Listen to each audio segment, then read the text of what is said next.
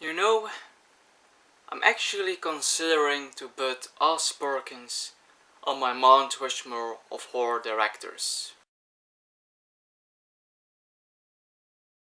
Hello everybody, I'm Jay Mere and welcome to a new director's ranking video.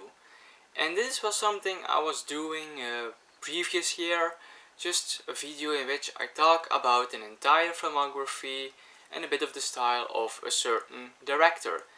In which I actually rank his movies from my least favorite till my absolute favorite. And I have done a few of those. I have done Tarantino, I have done Nolan. The end of the year I believe I did Ridley Scott as well. Eli Roth even. So I have done a few director's rankings already. But I haven't done one this year. Don't know why that is. Maybe I did not have the inspiration to do so or was not in the mood. But anyhow, it was about time I'm gonna talk about a director. And for this video, this time I'm gonna talk about a horror director.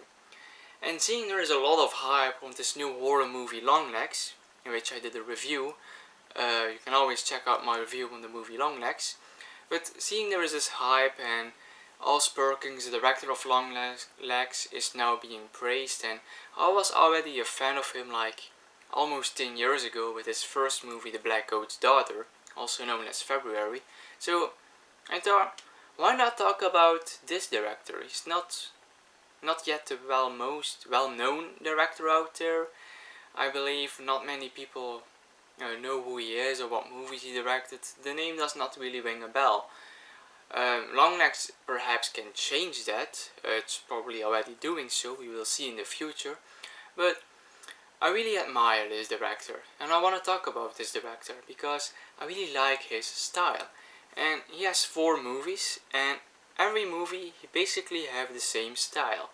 His movies are always, it's not long movies, they're always around an hour and a half, but the movie itself is a bit slow. The story is taking its time to develop, but the slow pacing always contributes to the story. It's not slow for the sake of being slow, no. He gives the story time to develop, to give all the pieces, and at the end of the day you have to make the puzzle. And that's all these movies. Some a bit more than the other, of course, but there's also another thing about his movies. I really like the rewatchability of these movies.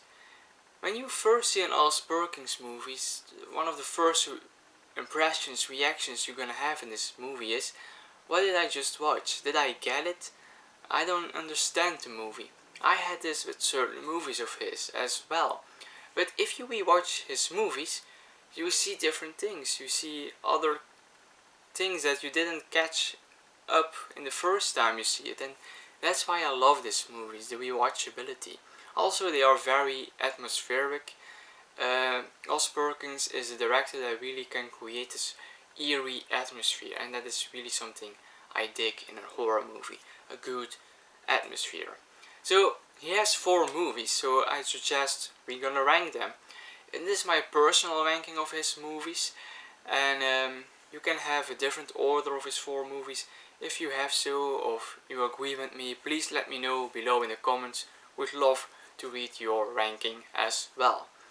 But at my number 4, so the only movie of his that I don't really like, and I give this movie a second chance, but it didn't do much either.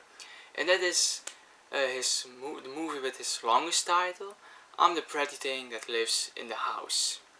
This is a movie from 2016, and it's like his attempt for an interesting ghost story, but I believe he fails in that. I did not like this movie at all. And my main issue with the film is actually that this movie is so boring. Nothing happens in this movie.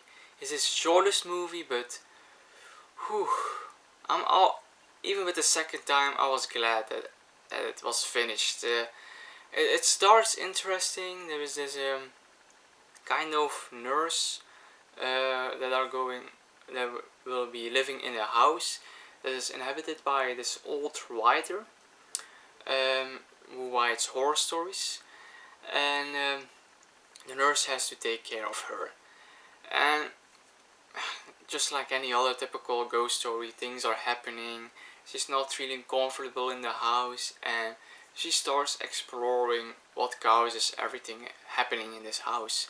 So it's nothing new, and the movie does not really stand out for me. Like I said, it's just boring. It's very hard to sit through this movie, and I wanted to give it another shot.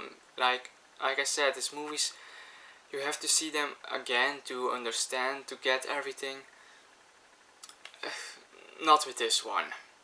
So this is the only one I did not really like of him. Number 3, we have the movie from 2020, and that is Gretel and Hansel. And this is a movie that I really like. It's not a horror movie that I admire, but what I admire is his take on a classic fairy tale. He wanted to do something with the fairy tale of Hansel and Gretel. First of all, he changed the title in Gretel and Hansel.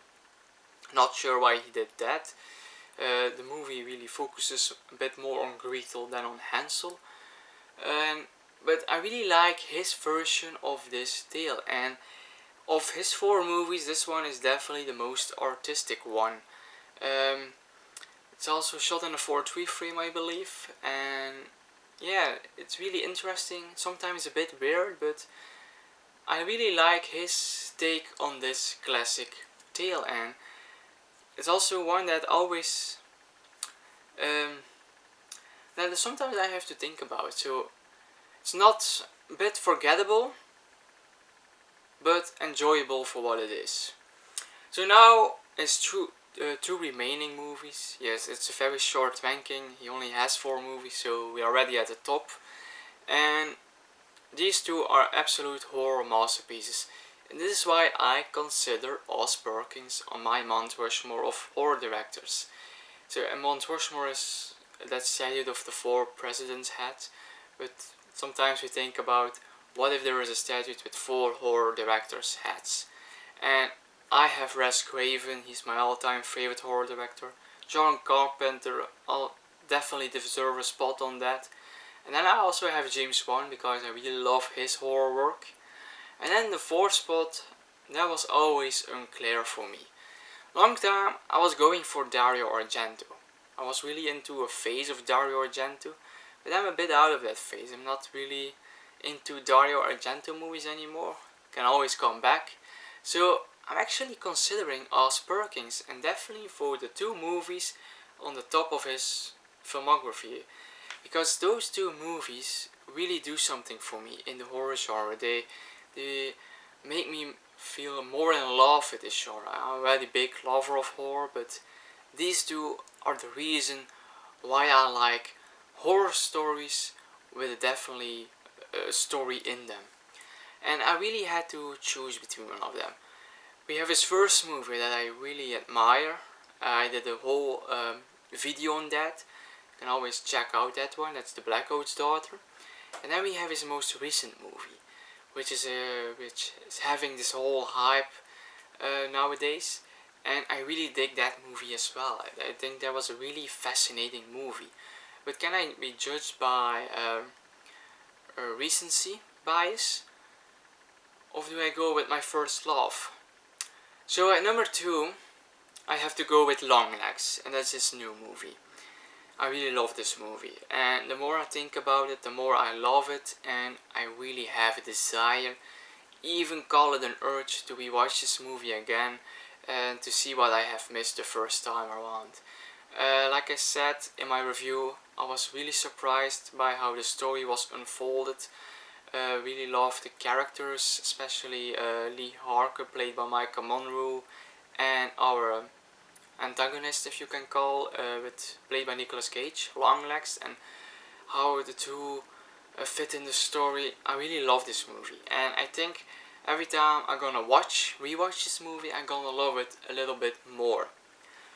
But my favorite movie of Oz Perkins remains The Black Coat's Daughter, also known February.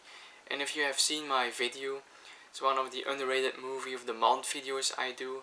I talk in depth about that movie and why I love it so much and how I see the movie. And I love this movie, and it was already my top 20 favorite horror movies I have done in October, but I can easily say now that it might be in my top 10 now, because I really love The Black Coat's Daughter. It has a great horror atmosphere, great characters, great twist, and I really like this whole supernatural, religious aspect of the movie. And I'm not a fan of that, but this movie really made me appreciate this subgenre and this way of telling horror stories.